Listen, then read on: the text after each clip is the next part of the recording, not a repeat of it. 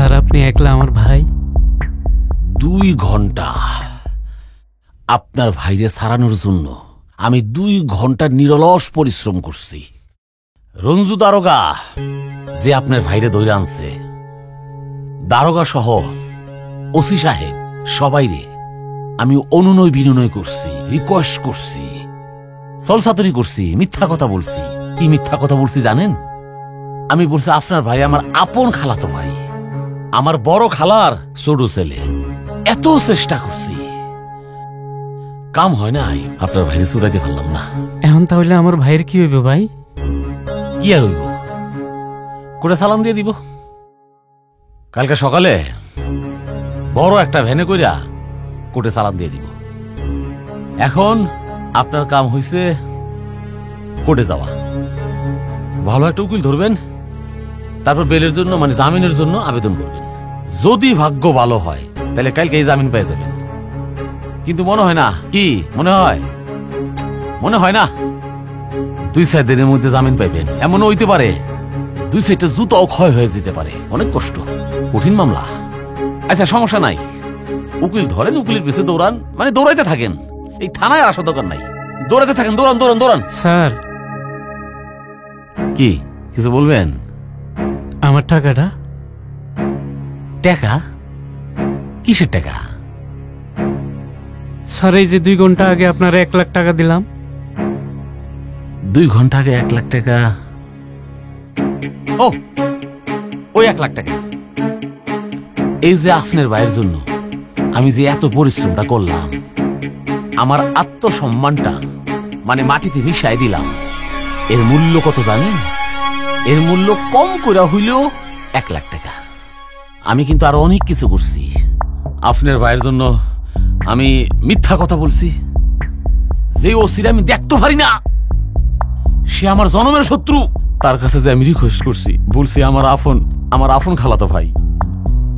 এবং এই রিকোয়েস্টের কারণে কি হয়েছে জানেন?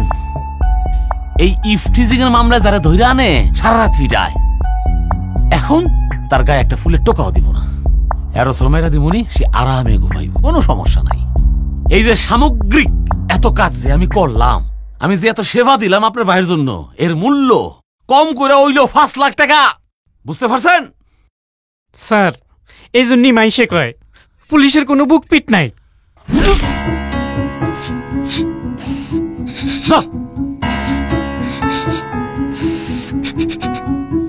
আল্লাহ আপনার বিচার করব, আল্লাহ আপনার বিচার করব।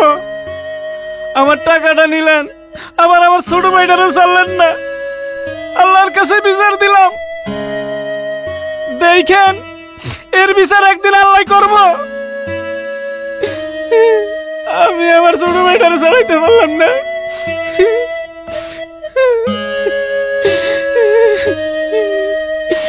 আল্লাহর কাছে বিচার দিয়ে রাখলাম। চালিওয়ান সিরাওয়ান কন্ট্রোল। দেখছেন, ইটস কল পুলিশ। কোনো বিশ্রাম তো নেই, 1 after 1 শুধু প্রবলেম থাকে। Excuse me. হ্যাঁ চয়নিকা বলো। হ্যাঁ স্যার, আমরা শাবানা মেয়েটাকে ধরতে পেরেছি। Congratulations, very good. টাকাগুলো পেয়েছো? জি স্যার, আমরা টাকা সহই ধরতে পেরেছি। ওকে, চলে আসো, এক্ষুনি থানায় চলে আসো। Okay sir. দেখলেন, আপনারা বলেন পুলিশ কাজ করে না, ঘোষ খায়, বকাবাজি করে। টাকা 40 লক্ষ উদ্ধার করেছে, এবং ওই মেয়েটাকে অ্যারেস্ট করা সম্ভব হয়েছে। এবার বলেন পুলিশ সম্পর্কে আপনার ফিলিংস। ভাইয়া আগে তো অনেক কথা শুনেছি যেগুলো ভুল। আজকে ধারণা হলো যে অনেক কাজ করেন আপনারা, মানুষের সেবায়, দেশের সেবায়। আর আমরা দূর থেকে কত ভুল ধারণা নিয়ে বসে থাকি, আর কত কঠিন কাজ আপনারা সারাক্ষণ করতে থাকেন। এবার যদি আপনাকে বলি আপনাকে পুলিশের চাকরি দেওয়া হলো, আপনি কি তা করবেন? কখনোই না, এত কঠিন কাজ আমাকে দেওয়া হবে না।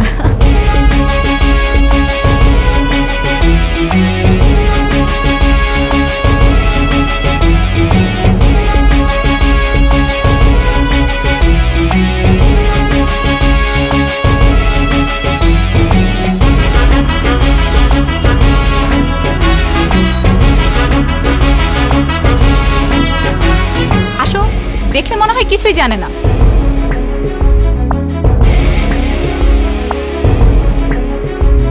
তাহলে মিশন সাকসেসফুল মিস চার্নিকা। আমি যেহেতু গিয়েছি, সাকসেসফুল তো হবেই। তাহলে মেয়েটা টাকা নিয়ে পালাতে পারলো না। দেখো চয়নিকা, মেয়েটাকে দেখে কিন্তু কাজের মেয়ে মনে হচ্ছে না। এখানেই তো রহস্য। যাই হোক, মেয়েটাকে লকআপে রেখে আমি স্যারের সাথে দেখা করে আসি। আচ্ছা, লকআপে রাখতে হবে না, মেয়েটাকে আমার ডেস্কে বসিয়ে আপনি স্যারের সাথে দেখা করে আসুন। ঠিক আছে, এই ব্যাগটা দাও। ঠিক আছে, আপনি বসুন, প্লিজ বসুন। এখানে ভয়ের কিছু নেই, আপনি বসুন।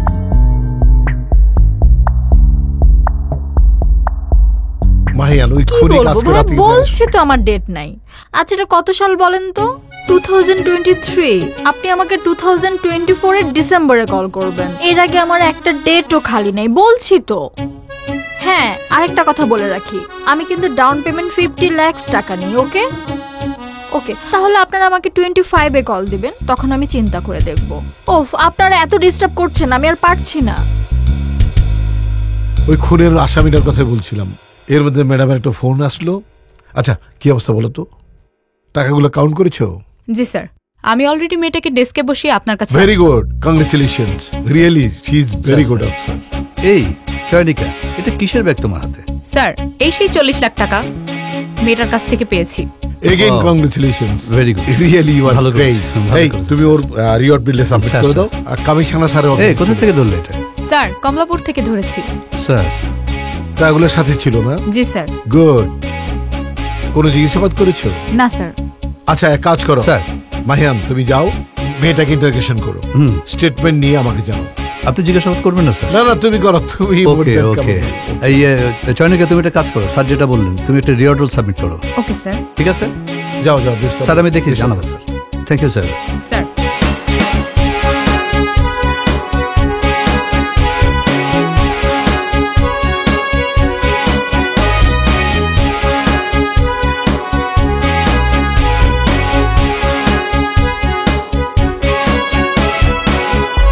হুম, কি নাম? শাবানা। শাবানা। শাবানার নাম শুনে তো বাংলা সিনেমার বিখ্যাত নায়িকার কথা মনে পড়ল। কি নাম শুনেছেন? জি হ্যাঁ। কে নাম রেখেছে আপনার? কেউ রাহে নাই। সবাই কইতো আমি নাকি শাবানার মতো দেখতে। তখন থেকেই সবাই শাবানা শাবানা করে ডাকতো, এজন্যই আমার নাম শাবানা হইছে। আচ্ছা, এই আব্বাস খানের বাসায় তুমি কতদিন থেকে কাজ করো? 2 বছর। তোমাকে আব্বাস খানের বাসায় কে নিয়ে আসছিল? উনি নিজেই। মানে? উনি রাস্তা থেকে আমারে কুড়াই আনছিল। রাস্তা থেকে কুড়িয়ে এনেছিল? আমি রাস্তায় রাস্তায় ফুল বিক্রি করতাম। তারপর ওখান থেকে একদিন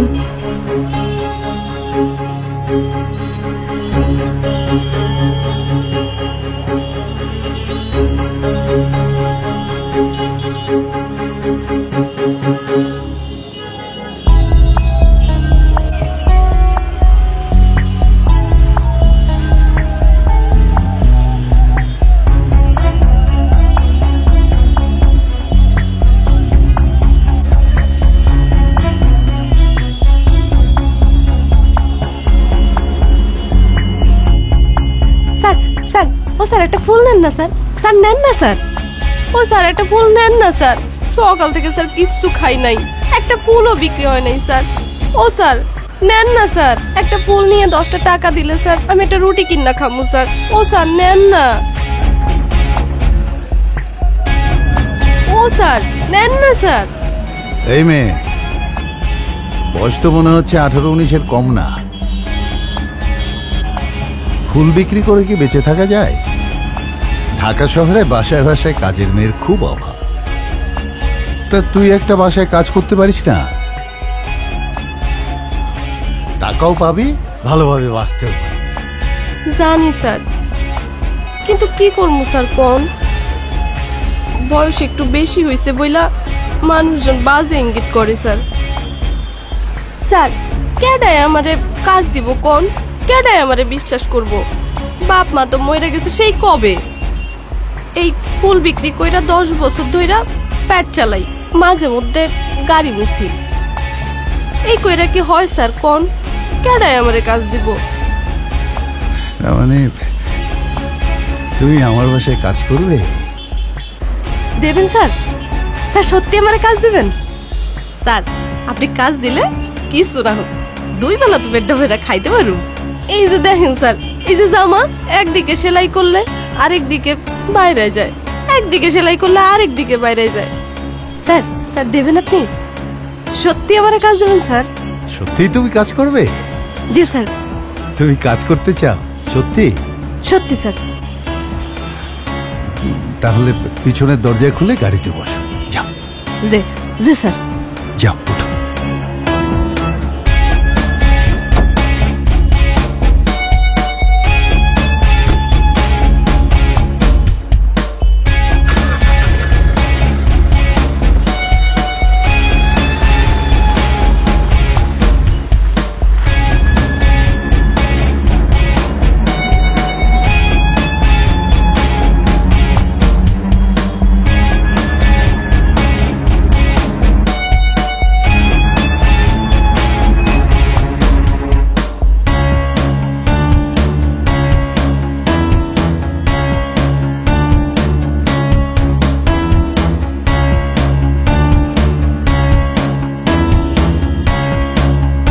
কি হলো, দাঁড়িয়ে পড়লে যে?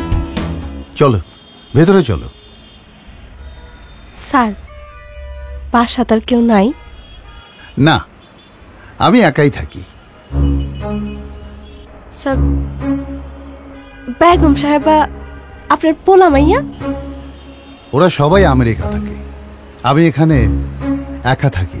অনলাইনে আমার খাবার দিয়ে যায়, লন্ড্রি থেকে লোক এসে কাপড় চোপড় নিয়ে যায়, আর একটা লোক আছে 2-3 দিন পর পর এসে ঘরদোর পরিষ্কার করে দিয়ে যায়। স্যার আমি যাই। আরে যাই মানে? তুমি থাকবে বলেই তো তোমাকে নিয়ে আসলাম। তোমার না কাজের প্রয়োজন? কিন্তু স্যার আপনি একলা থাকেন, আর কেউ থাকে না, আমার খুব ডর করতেছে স্যার। দূর বোকামি, আমি কি বাঘ না ভাল্লুক যে তোমার ভয় করবে? তোমার এখানে কোনো ভয় নেই, তুমি আমার বাড়িতে একেবারে নিজের মতো থাকবে। আচ্ছা চলো তোমাকে তোমার রুমটা দেখিয়ে দেই যেখানে তুমি থাকবে। না না স্যার, আমি থাম না স্যার, আমি যাবো গা। চলো তো আমার সাথে, এসেছো যখন কদিন থাকো, তারপর যদি মন না চায় তোমাকে যেখান থেকে আমি এনেছিলাম ওইখানে নামিয়ে দিয়ে আসবো। আসো, এসো।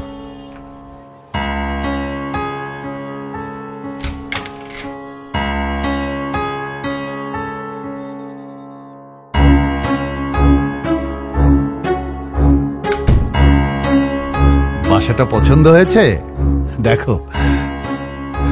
আচ্ছা চলো তোমার রুমটা দেখিয়ে দিই, এসো এসো, চলে আসো, আসো।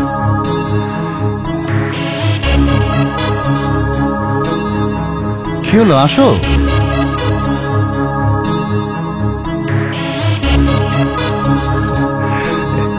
এটা হচ্ছে তোমার রুম, তুমি এখানে থাকবে।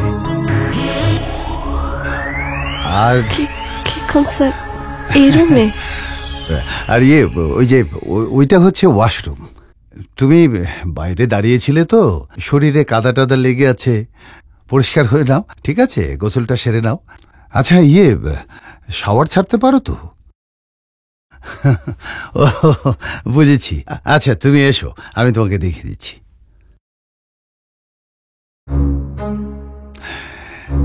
এসো এসো এসো এসো। ভয় পাওয়ার কি আছে, আসো আসো, তোমাকে দেখিয়ে দিই। এই যে এটা আছে না, এটা এদিকে মোচড় দিলেই যখন পানি পড়বে তখন আরাম করে গোসল করো। হ্যাঁ, ঠিক আছে, যাও। আমি দেখি তোমার ভালো জামা টামা আছে কিনা, দেখি। হ্যাঁ,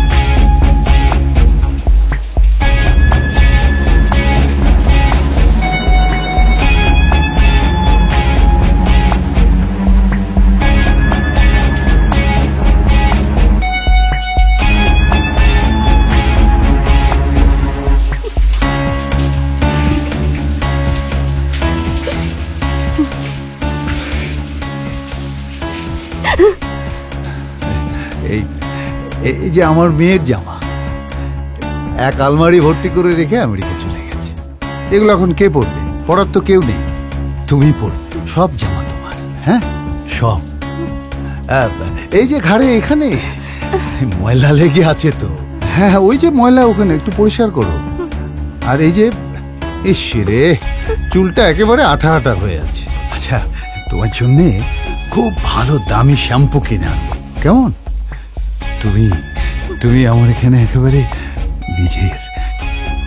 নিজের মানুষের মতো করে থাকবে, ঠিক আছে? হায় হায় রে, চুলের অবস্থাতে একদম হয়ে গেছে। আচ্ছা, শ্যাম্পু আনলে খুব সুন্দর করে শ্যাম্পু করে নিও, কেমন? ঠিক আছে, তুমি জামাটা পরে নাও, পরে নাও।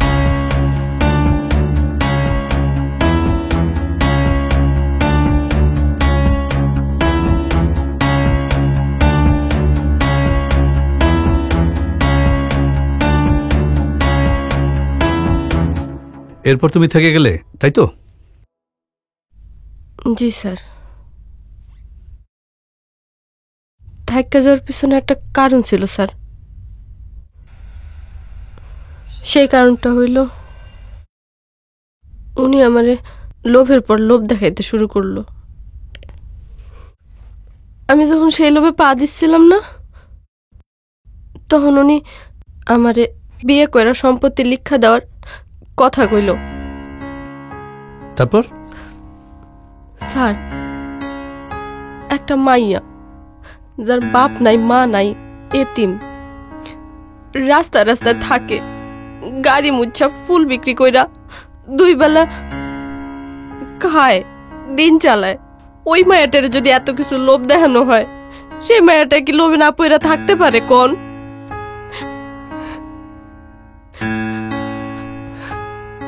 আমি তার লোভে পড়ছি স্যার। লোভে পড়া তারে বিশ্বাস করছি স্যার। স্যার, পরে আমি দেখলাম সে আমার উপরে অত্যাচার করে, সে আমার সাথে খারাপ খারাপ কাজ করে।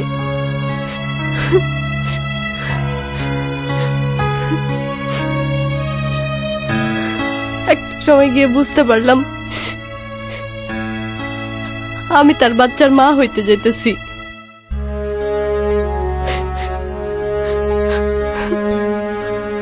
আমি তার কইলামও যে আপনি আমার বিয়ে করবেন, কইছিলেন কবে করবেন।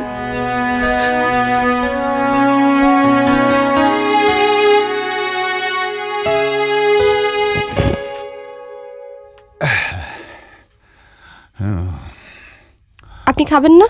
টেবিলে খাবার হ্যাঁ দিছি খাবো। তো। শোনো, আমার ওই BMW গাড়িটা বিক্রি করে দিলাম 40 লক্ষ টাকায়, নতুন গাড়ি কিনবো বলে। এইখানে টাকা। বসো না, তোমার সাথে কথা আছে, বসো। আমি আপনার একটা কথা কইতে চাই। তোমার কথা বলার জন্য আবার অনুমতি নিতে হবে নাকি? এই নিয়ম কি আমি চালু করেছি? না, তা না। আমি মা হইতে যাইতেছি। আপনি না কইছিলেন আমার বিয়ে করবেন, কখন করবেন? আরে ওটা তো ছিল একটা কথার কথা। হ্যাঁ, তোমাকে কি আমি অযত্নে রেখেছি? তোমাকে আমি অবহেলা করছি বলো? তুমি তো আমার এখানে আমার বউর মতেই আছো, আমার বউর মতে আছে। তাহলে সমস্যা কোথায়? আর বিয়ের ব্যাপারটা বারবার আসছে কেন? হ্যাঁ, কেন কব না কেন? আপনি যদি আমারে লোভ না দেখাইতেন তাইলে কি আমি আপনার এই ফাঁদে পড়তাম? আপনি আমারে যদি এখন বিয়ে না করেন তাহলে আমি বুঝবো যে আপনি আমারে লোভ দেখায় ফাঁসাইছেন। আপনি আমারে যা কিছু কইছেন সবকিছু মিথ্যা কইছেন। আমি আপনার লালসার শিকার হইছি। শোনেন না, আমি গরিব বইলাম আমার উপর অবিচার করবেন না, দয়া করেন। একদম নাকা কান্না কাঁদবি না, একদম না। কথাটা বলে খুব ভালো করেছিস। তা কাল সকালে তোকে বড় একটা ডাক্তারের কাছে নিয়ে যাব, নিয়ে গিয়ে তোর বাচ্চাটা নষ্ট করে ফেলব। কি কি কইলেন আপনি? আপনি আমার বাচ্চা নষ্ট করবেন? হ্যাঁ করব। নাকি তোর পেটে আমার বাচ্চা রেখে ঢাকঢোল পিটিয়ে বলে বেড়াবো যে এটা আব্বাস খানের বাচ্চা কাজের মেয়ের পেটে? হ্যাঁ, আমার একটা মান সম্মান আছে তো সমাজে, নাকি? মান সম্মান আছে না? তাহলে আপনি আমার কেন কইছিলেন আপনি আমার বিয়ে করবেন? একদম কথা না, বলা নিচে। এই বিষয়টা নিয়ে আমি কোন রকম বাড়াবাড়ি চাই না। কথাটা মনে রাখিস। কাল সকালে তোকে হাসপাতালে নিয়ে যাব। যা যা, খাবার দে। আসছি।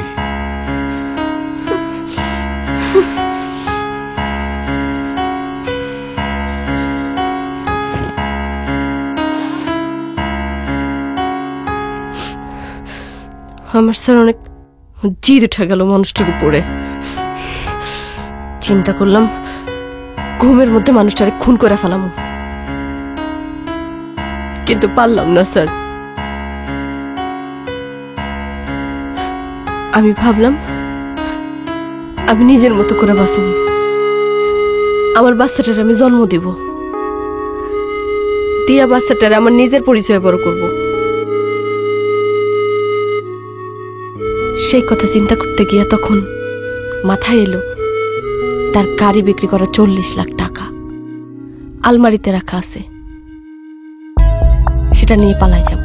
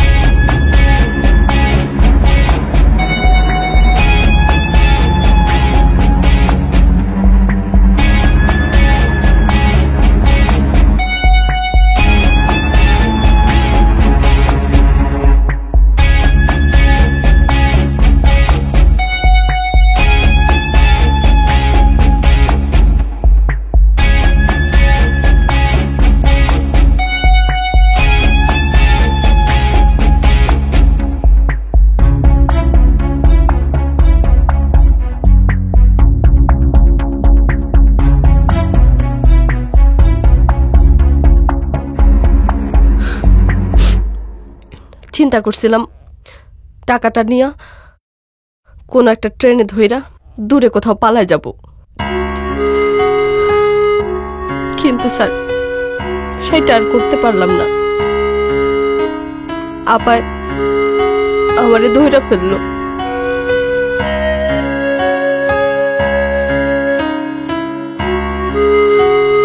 স্যার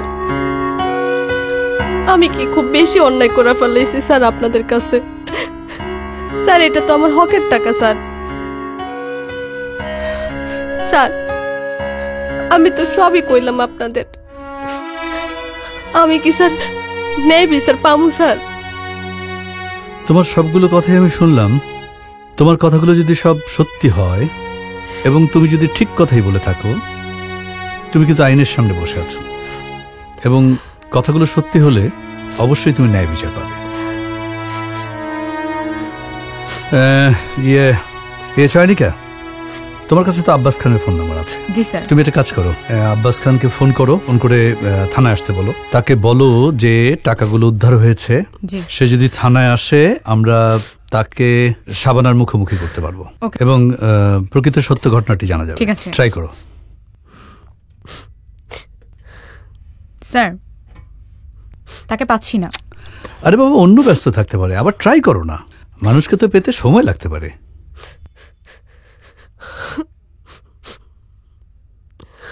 না স্যার, পাওয়া যাচ্ছে না তাকে। ওয়েল, তাহলে এক কাজ করো, জি স্যার। তুমি শাবানাকে হাজতে না রেখে তোমার টেবিলের সামনে বসিয়ে রাখো। Okay sir. আর আমি দেখছি। ওকে জি, চলুন আসুন আসুন।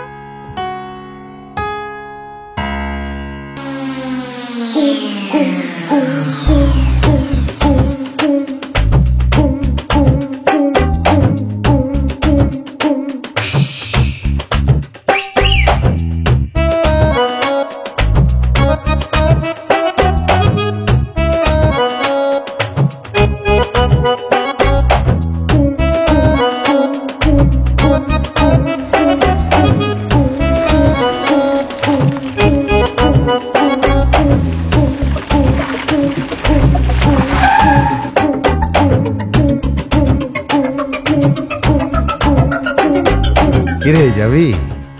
যাওয়ার জন্যই তো দাঁড়াইছি। তাইলে চল, টাকা দিব যা চাইবা। কত?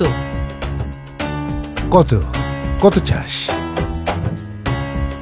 জোয়ান হইলে কম নিতাম, কিন্তু তুই তো বুইরা, একদম বুইরা, তোর একটু বেশি দেওয়া লাগে। আচ্ছা কত? অনা 10,000। মাত্র 10,000?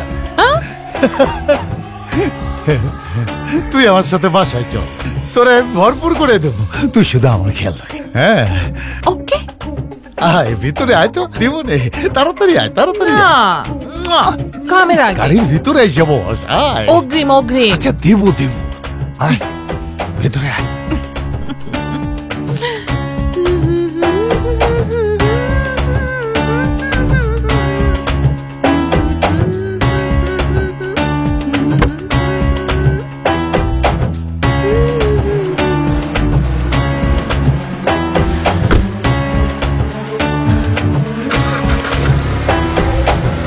এই দাঁড়ান দাঁড়ান দাঁড়ান, হোল্ড হোল্ড, এই দাঁড়ান, আপনি বাইরে বের হন, আপনি বের হয়ে আসেন, আপনি বেরিয়ে আসেন, বেরিয়ে আসেন, আপনি আসেন, আসেন এদিকে আসেন, আপনি এই ওকে নিয়ে এদিকে আসেন, এই ওকে বের করুন, নামেন, এই চুপ, এই ওদিকে আসেন, যা। ও চামেলি তুমি? হ্যাঁ বুঝছি বুঝছি, সব বুঝছি। এই আমি বুঝছি। এই আপনি আসেন, এদিকে আসেন। এই মহিলা নিয়ে আপনি ঘোরাঘুরি করতেছেন, চলেন আপনি থানায় চলেন।